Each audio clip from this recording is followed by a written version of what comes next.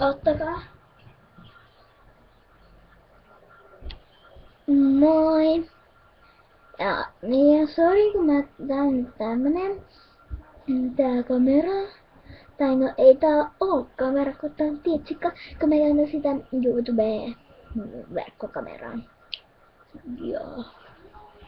Joo, mä ajattelin tätä 2 päivää sitten järjestää niinku RSP-kisa.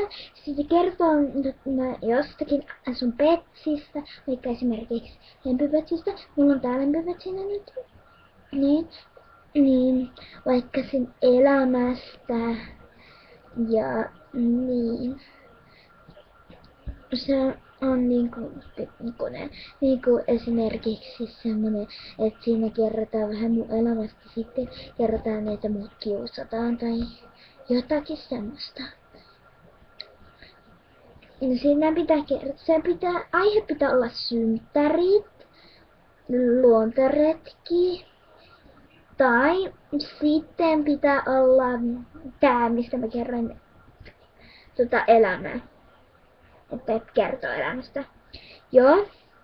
Mut laita vaan komma, niin sitten mä laitan tähän, niin mä laitan muistiin, että ketkä on mukana. Mä lähetän sitten viestillä, milloin se kisa on alkanut. Niin, sinne 3 kierrosta.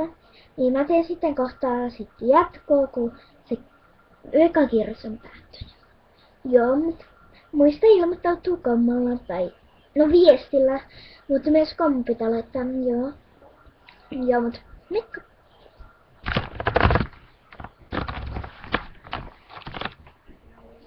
Joo, mä otan.